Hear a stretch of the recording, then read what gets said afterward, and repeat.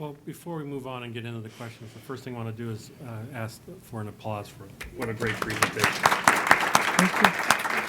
Three wonderful presentations, and I think that we are seeing a theme throughout, but I want to dig a little bit deeper into that theme, and I want to, if you have any questions, make sure that you get the cards up here, and we ask people to, your thoughts, ideas, questions that we can ask our panelists.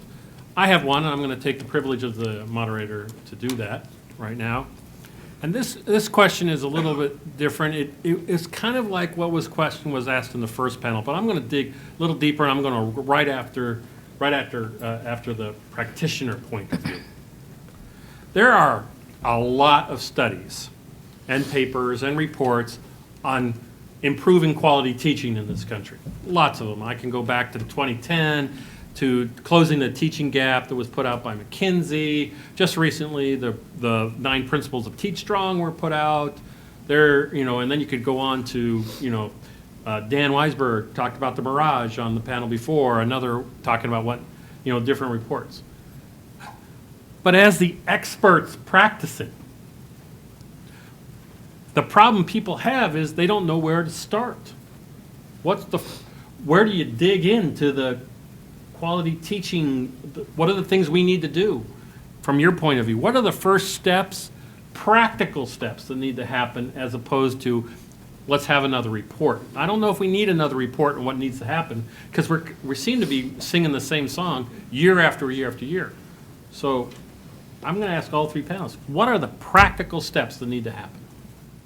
In terms of enhancing teacher quality. Quality teaching in this country. Right now, what are the practical, I'm just talking the first couple. You outlined many important things that need to happen. But if you had the power to pull the lever, what would be the first 2 levers you would pull to start us down a quality teaching? As a special educator in my previous life, I think the first thing for me would be to really know that you really want to do it. And if you really want to do it, what are you going to do to invest in making yourself the most marketable? And how much of that are you willing to do in order to make sure that you're the first one that somebody wants to hire? So being able to know that this is something that you really want to do, and then start the training to get it done, and be committed to lifelong training if you're going to be in the profession. Because teaching is not just about learning a certain skill and then moving forward. It's about being able to always be available to the learning process. Because how can you be effective in your instruction if you're not up to date with what it is that you want your students to know? So I think knowing what you want, knowing that you really want to do it, and then committing yourself to getting the training on a regular basis so that you will be seen as someone who's above the curve, if you will. Others? Okay, so yeah, I think there's really 2 things you can do right away. I think someone earlier said like low-hanging fruit. I think you need to find the person in your building, and if they don't exist, then you need to find them and bring them in, who can make scheduling and structuring of like teacher collaboration time. That magic has to happen. If as the principal, it's not your forte to do like systems thinking, then it's got to be your right-hand person at the school who can do that and help you with that, or you've got to, you've got to look for support in your district to get another principal.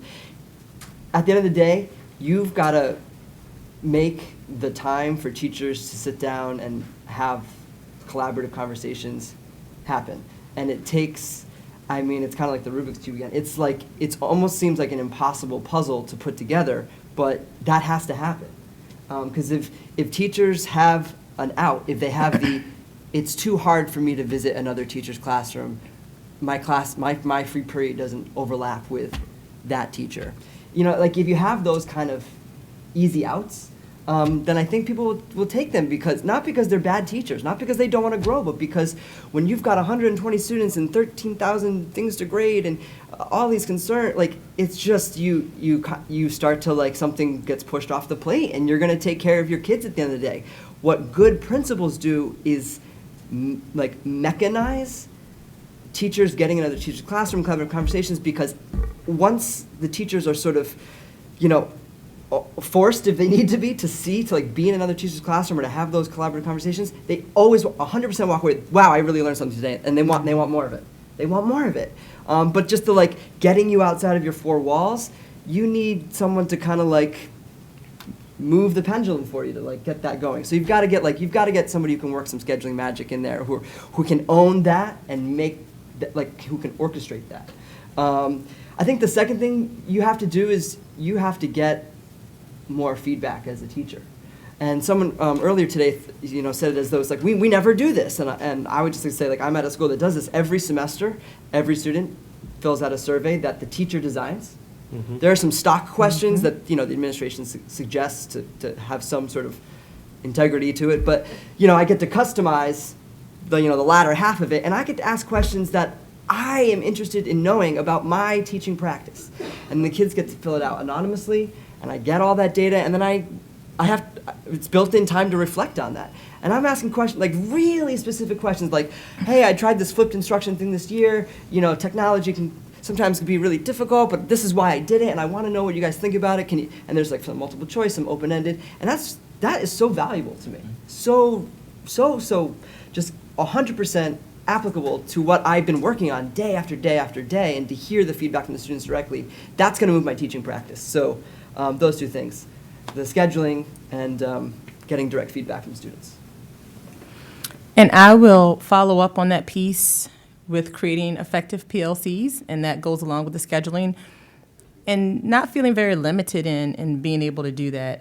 I think it's important to continue to put that process in place, so that shows a commitment to continuing to build teacher quality, and it's a structure that has to exist, so that means it's not compromised if money's gone or if something else happens. For instance, in my building when I first came as a principal, I knew that we needed to build capacity around instruction, and so I said, all right, well, we've got to put some PLC time in the schedule, even though we know that we will have to spend time teaching them how to establish an effective PLC.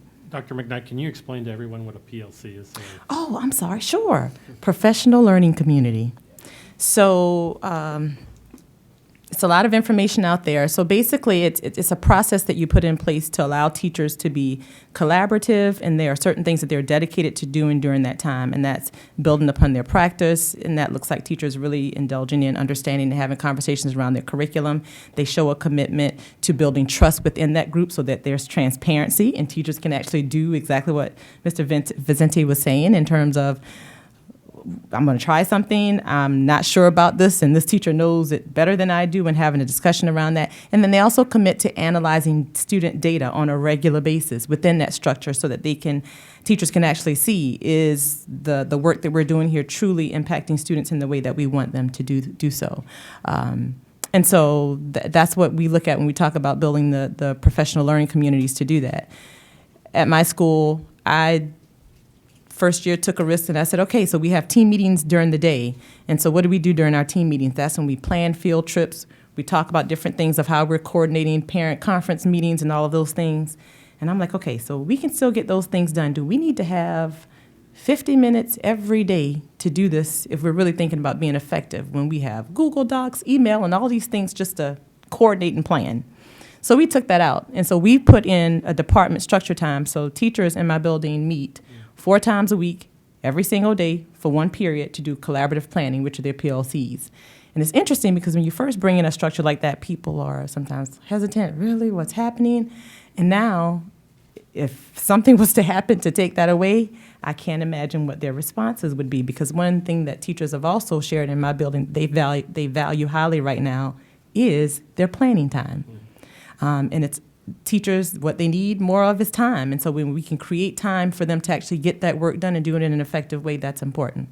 The second thing I would do immediately as it relates to teacher quality, in addition to establishing effective professional learning communities, is spending time for teachers to get to know who their students are. I cannot say that enough. When we interview for my school, and I think, one of the biggest questions we ask is, what do you anticipate about working with middle schoolers? They are very unique individuals. They could come in 1 week with 5 different personalities. I mean, they are developing. Their brains are developing. If any of us actually were to take a moment to think back when we were in middle school, you will remember that that was a very awkward time for you. You felt self-conscious. You were very much motivated by your peers. And so when you understand that about the students that you are working with, then you can better support them instead of coming from a place of, why are you doing this? It's more of, I know why you're doing this. You're 12, 13. So let me build my capacity to figure out how do I support you and meet you halfway. And I'm speaking from the perspective of middle schoolers, but that's for every student, regardless of the level. And as I was speaking to earlier, understanding who they are. And with my staff, we're doing a lot of work around understanding race and equity, because that's a conversation that's happened nationally way too long. We're having it in our system way too long, and the gap is not closing the way that we want it to. And one thing that we've realized as a staff, and we've embraced that work, is we have got to know who we are, who our students are, and if that means coming out of our comfort zones to talk about what that is, who they are, what their lives are, and all of that, and trying to come from a place of understanding, then that allows us to be better teachers for them when we know them better. So those are the 2 things that I think would be immediate priorities. Well, there's one of the questions that kind of there's one of the questions that kind of follows up on that, and I'm going to ask it because I think we have 3 people that demonstrate this, but I want to ask you your questions about this. How do we recruit people who are passionate about teaching? Pay raises and other things fill classrooms, but do they fill classrooms with passionate educators? How do we get the passion, right, in the classrooms? Because we have 3 passionate people up here, it's pretty obvious. But how do we find more of those people to fill our classrooms?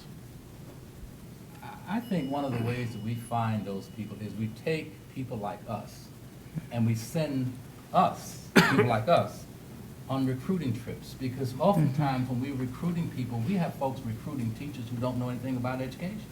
And I think that's problematic. So I think you need to have folks who are passionate about the field of education, who are out there recruiting folks. And because my experience has been that people who are recruiting have forgotten the fact that they were once teachers. Mm-hmm. Very true. And we don't need those people recruiting. We need people who are actually in the field doing the work and who are passionate. And so I think schools or districts can sort of, if they think about giving teachers some time to go out and pull others in and give them some kind of release time to do that, I think you'd be much more effective in getting the people that you really want to be teachers. You can't do it with folks who are in administration, who don't have a passion for teaching. So, because I see a lot of head nodding down there. I absolutely agree. Just as if I gave the example, I cannot separate myself from being a teacher as a principal.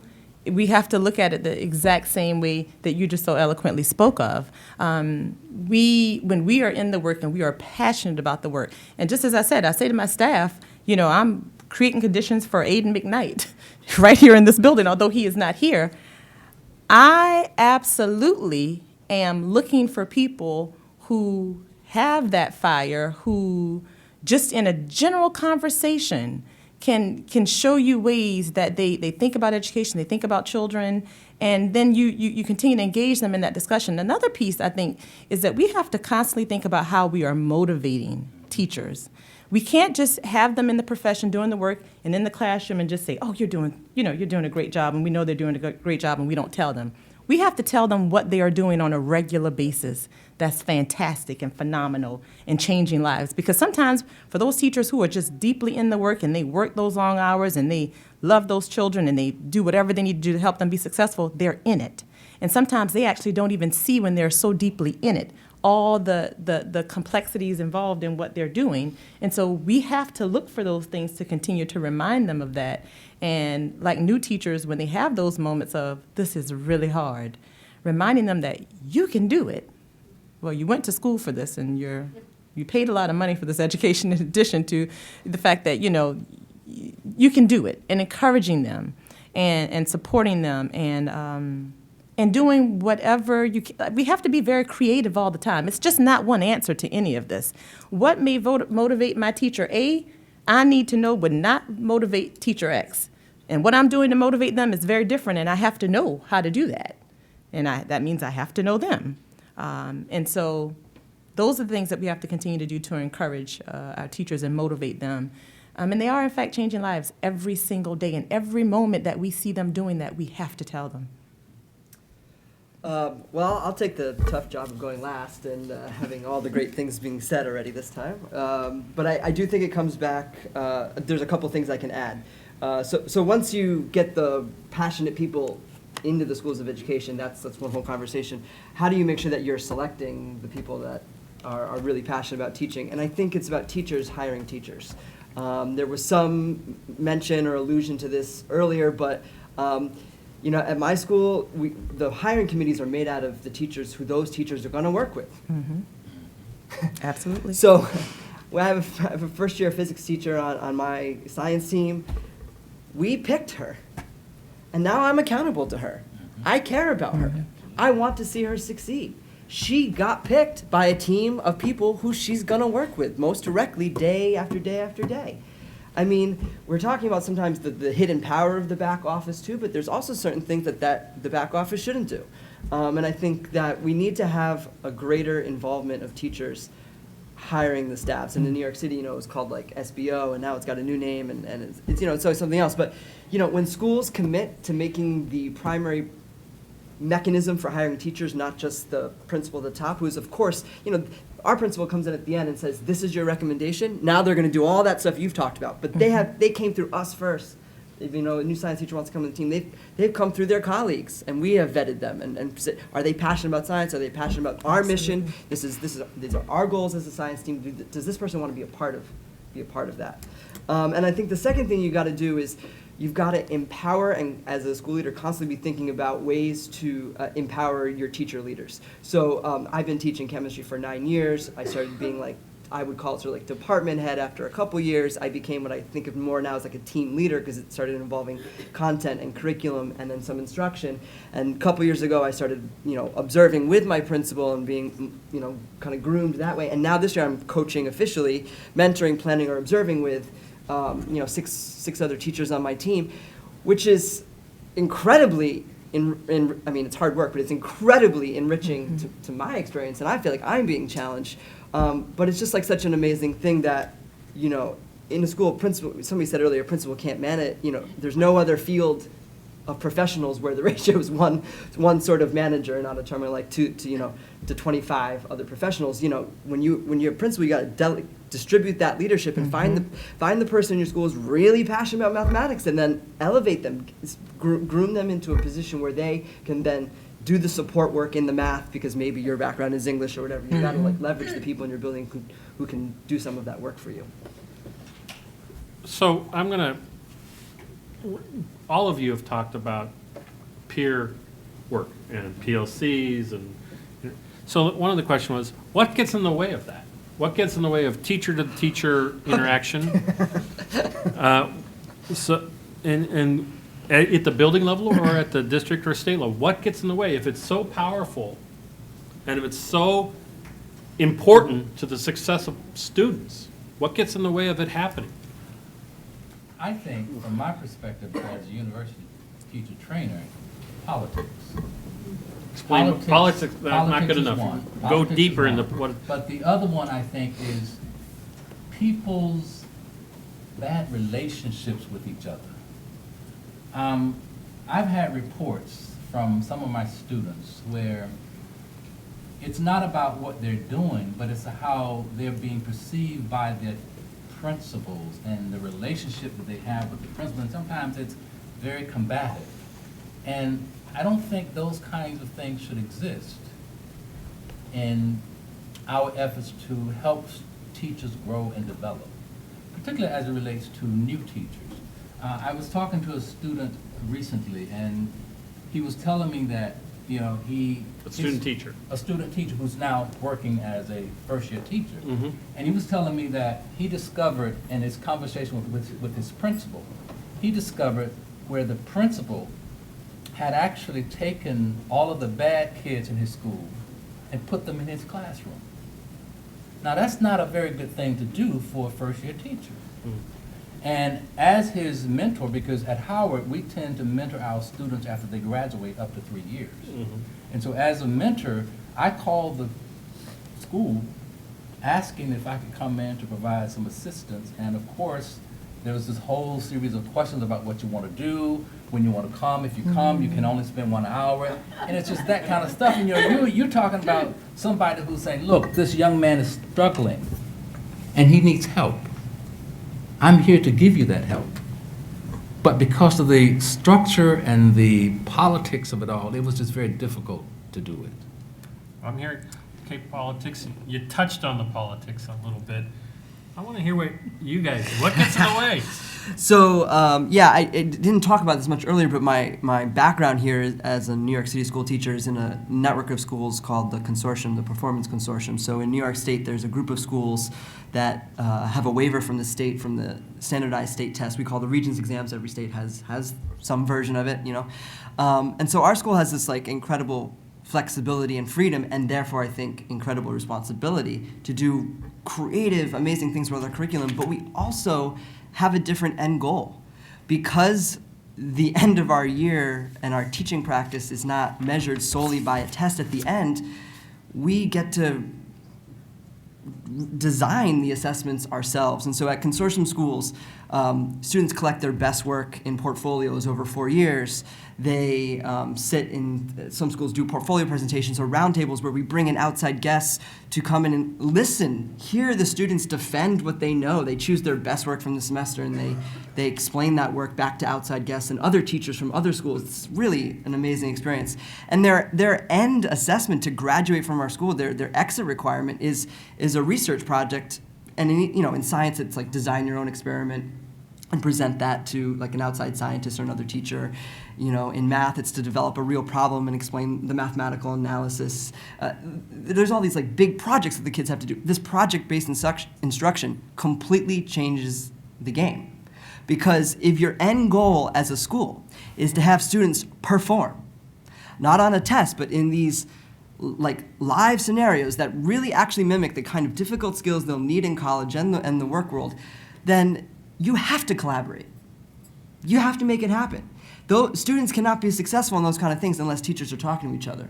So, and teachers are motivated. They want to work on that. They want to work because it's more meaningful. The thing that you're teaching from year to year in your class, day to day, has a purpose. And the students see the purpose. And it's not just because on one random day of the year, you're going to have to know X, Y, and Z content. I mean, like there's a larger mission, there's a larger goal that everybody in the school buys into. And that ownership right there just lowers the activation energy for getting the collaboration happen and raises the responsibility and necessity of it. So, and I think when those two things meet, the collaboration begins to happen. It has to happen.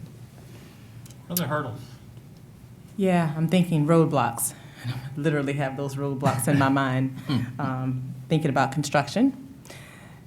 When I mentioned this earlier, you always have to be thoughtful about the conditions of your building or of a building when you're thinking about how you can get structures like PLCs to be effective. So if your teachers are adjusting to, or let's say they've been in a school that operates in a very individualized way, meaning they go into their classrooms, they close their doors, and they teach. And nobody knows what anybody else is doing. If you then create a PLC in which you're expecting them to come together, be happy and being transparent, talking about what their struggles are, that's just not realistic. So if the conditions are not ready or prepared appropriately in a building for that structure to effectively happen, it's just not going to happen with fidelity. So it really is about what's the culture of that building that will allow that structure to be used in a way that's going to be effective for teachers and for students. So that's one piece. I think another piece of you got to get your teachers to a place where they actually understand when we collaborate, when we talk, when we look at student data, and we are being collective as a group to accomplish this together, then we're all going to end up being more successful. When they get to that adjusted mindset, if they are not there, then they will then start to see success, and want it more. And that allows that structure to flourish in a different way, as if someone just, again, put that structure into place and the conditions were not prepared in the building to really deal with the teachers' mindsets around being reflective and being collaborative, then that could definitely present a roadblock. Well, we're getting towards the end, but I have, one of these questions is like the question that every panel like this needs to be asked. And this is, a panel of practitioners needs to be asked the question, what do policymakers fail to get about improving teaching quality? What do they fail to get? Every panel of practitioners needs to be asked this question. What are they clueless on? What don't they get about what your job, and your job? What don't they get? You know, I hear this question a lot as it relates to research and how it applies to students in the classroom, or what teachers are doing. And I think the thing that's missing with regards to policymakers is they don't think about sometimes, as researchers don't think about sometimes, they don't think about how these policies that are created impact many different communities. Mm-hmm. And because when, like researchers, they perform the experiment and they think the results of that experiment is applicable to a large group and multiple communities, when actually it's not.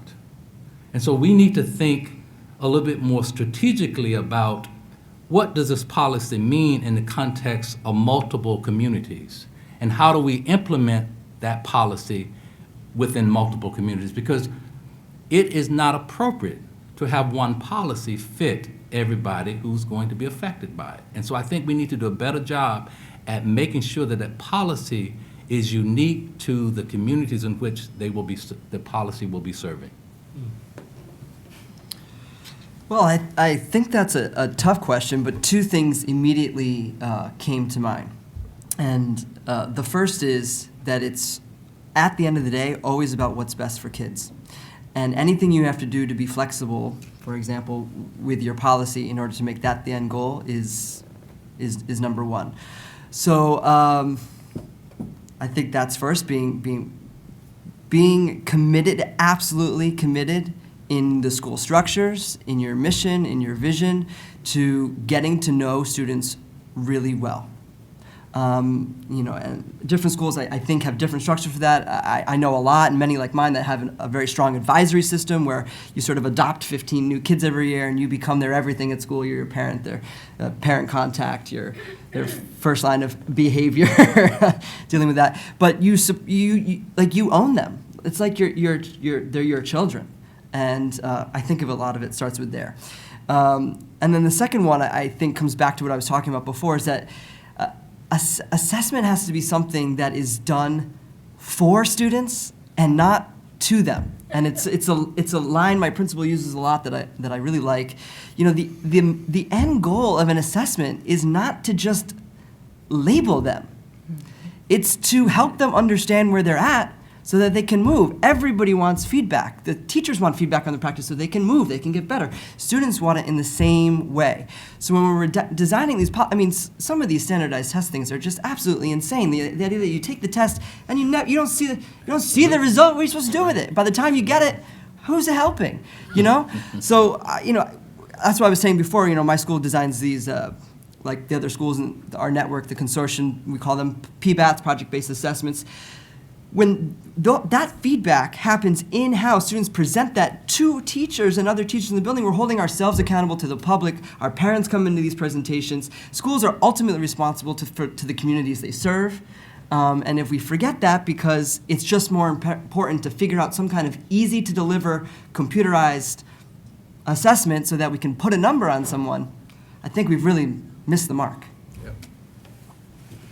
And just to add, I think there are two things that may possibly have that disconnect as it relates to policymakers and us as practitioners in the building. One, in education, there's no such thing as one size fits all.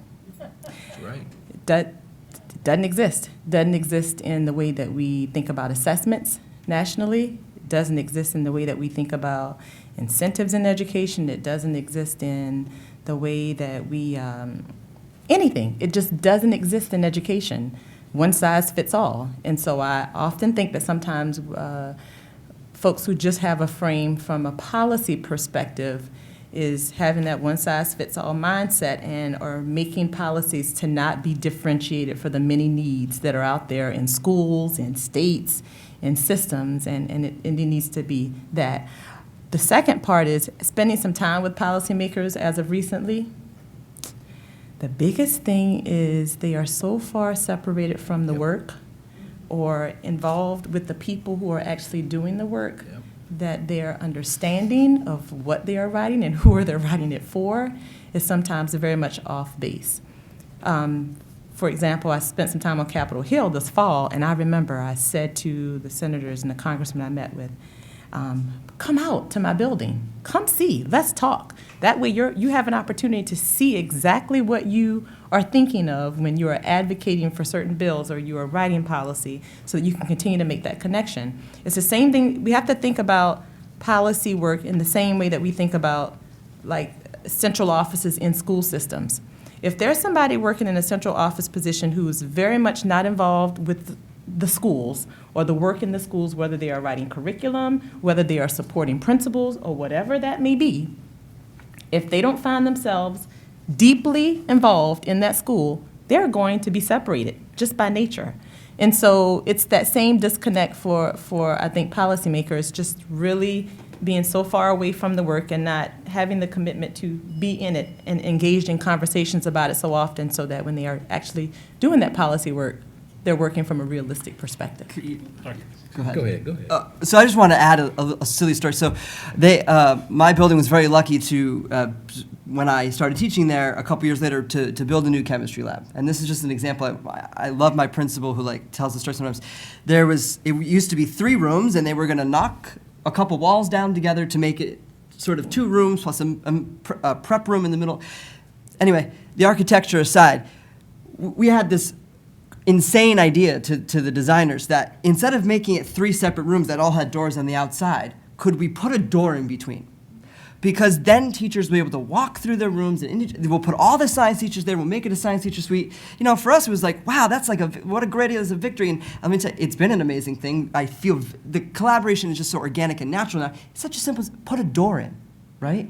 You should have seen what it took to put, and like literally the analogy of it, why I love the story is that it's not just a figurative analogy, it's a literal, just to make a connection, to put a door in a wall, it was like moving heaven and earth. And it's like, you know, you think about the people who you want in your network office, and I think the analogy is the same, the people in the back room are supporting. It's like, my principal said once, if I'm like the guy in the walkie-talkie and I'm saying like, send me troops, you send me troops, and if this is what I need, send it to me. This is what I am here. I'm in the classroom, I'm telling you this is what I need, get me that. And I think if policymakers thought of their roles as like supportive instead of like problem solvers, let us define the problems for you, let us present you with a range of solutions, and then you figure out how to make it happen.